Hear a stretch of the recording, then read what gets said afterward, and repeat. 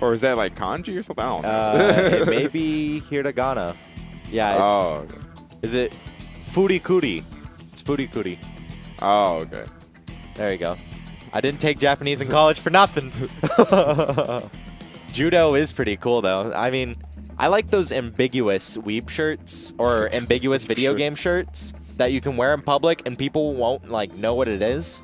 So Uniqlo did a Nintendo one. It's a white shirt and then it has like the Mario pipe and then has Mario and Luigi in the frocket or the front pocket and then a few other ones. Those shirts, sick, because ambiguous, no one cares. And it's not going to be like super judging you for like... Just a little. Yeah, just a A little. little questioning. Super fashionable, though. All right, so we're getting to these hand warmers. Looks like they're starting off on Smashville. How do you feel about this stage pick? I feel it's fairly neutral in this matchup. But then again, what the hell do I know about this matchup? I think Ivysaur definitely working off on a lot of platforms in this matchup. I definitely could be wrong, but when trying to stop Bowser from getting up or getting down. Oh, really? Okay. So that means this stage would be pretty good then. Yeah. But we have M, the Seed Bomb Master, doing it before Machiavelli in 3.0. Machia who?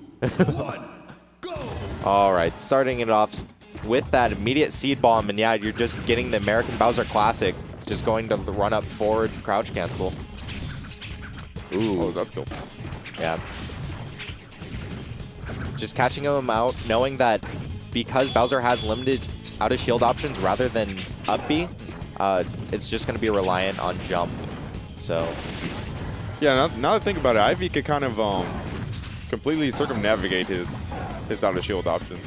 Because she has the range to just not have to deal with the up B at all. Exactly. And if anything, Studebacher has put a lot of movement in his Ivysaur. I know the last time when I played him in bracket, he was very standstill and making sure that he could hold his ground. But it may be just because of the lack of mobility coming out from American Bowser. Now, right there, that's something I've been noticing about Ian since I've been playing him a lot more often lately. He just, when he gets hit, he just kind of holds forward. Like, a lot of the time, he's just one of those players where he just keeps, like, just wanting to go towards the person at all times, regardless of anything. And he will let you just jump at him and just hit him, like, for free.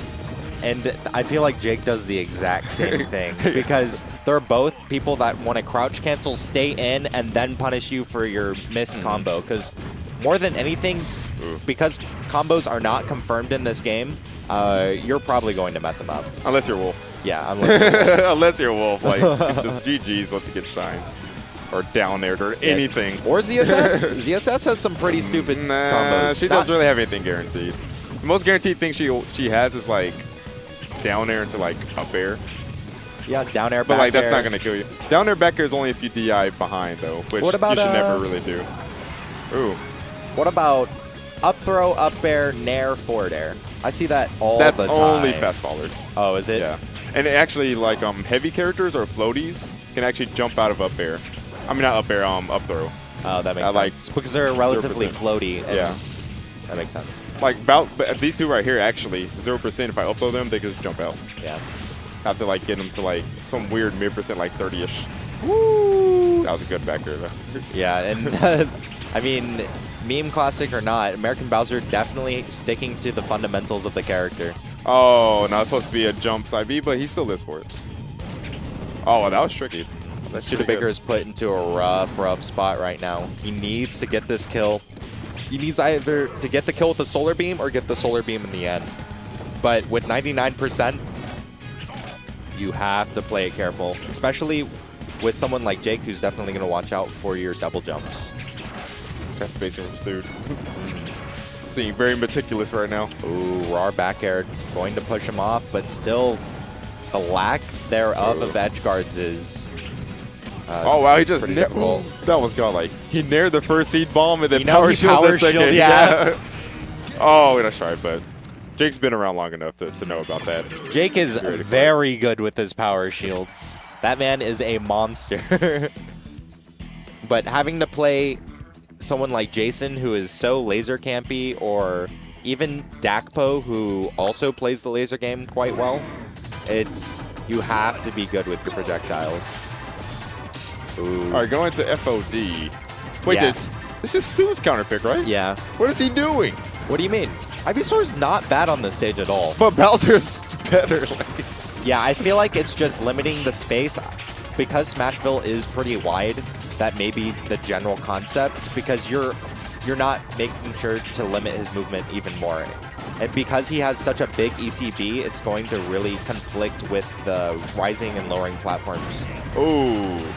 Never taking place on that. Yeah. I feel like if Stude wanted a smaller stage, he should have went to Green Hill. It was a Green Hill ban. I didn't get to see the I bans. did not look, sadly. If Green Hill wasn't banned, he definitely should have went to Green Hill instead. Yeah. Instead of giving Bowser these platforms. But all right, Stude even it up. And even though there is a high ceiling, Ivysaur doesn't really have to worry about sending you up in the air, to be completely honest. Yeah, wide scratch. Ooh, that was great ASDI up. Yeah, the high ceilings don't really matter too much versus Ivy. Kind of like the Foss factor where her kill options off the top are so good to where they overcompensate for high ceilings. So. Ooh, Wow, that was max back. range. Oh, you should have just gone for Solar Beam right there. Yeah, that actually would have hit. Because he was out of his jumps and Yeah. everything. I feel like yeah. not shaming like Ivysaur players, but there are a lot of times where they just get the angle. Like that's one of the big things playing against an Ivysaur. I feel like when they don't get the angle, they always fire Solar Beam. No offense. No offense. But it's not time to do it. yeah, I know M did. But it's making sure that you're aware of your opponent's position is one of the most important things in Smash Bros. And Ivysaur... And the resources. Yeah, and resources. But Ivysaur is so good about it. Or good Ivysaurs are good about it. Because Soth knows exactly when you're in that general range. Oh, really? Your dash attack solar beams, down throw solar beams. Air Jesus solar Christ. beam. That's godlike, actually. Oh, really? M is a monster. We just may be lucky M's not playing this game like that anymore. We see M in Grands every night.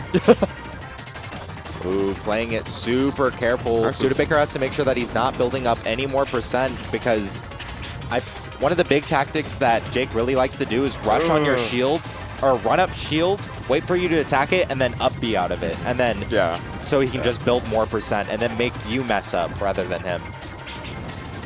And that last kill right there, Stu didn't DI that the best that he could. Yeah. That's nothing I think he needs to work on as a player is definitely his DI. And he'll get tilted at the character a lot, but it's like, dude, like, kind of held in the whole time. So looking into characters too much is definitely a hindrance. Oh, wow. I'm surprised they didn't get him on the way up. And it looks like Studebaker's game plan is a little bit too straightforward in my opinion, because it's more dash back, just creating space, and then dash or like pivot grabs, which is fine, but American Bowser has spot dodged and air dodged literally the last 5 grabs in the set. Oh, okay. Yeah. Thankfully, he was high enough percent. But still going at it, now in the lead. Oh! I don't think that was going to hit it. Anyways. I'm a little giddy. Oh, that was super smart, but American Bowser... Every time American Bowser is just in the general threat range... No, why would you do that? He threw out the most punchable move he could have thrown out.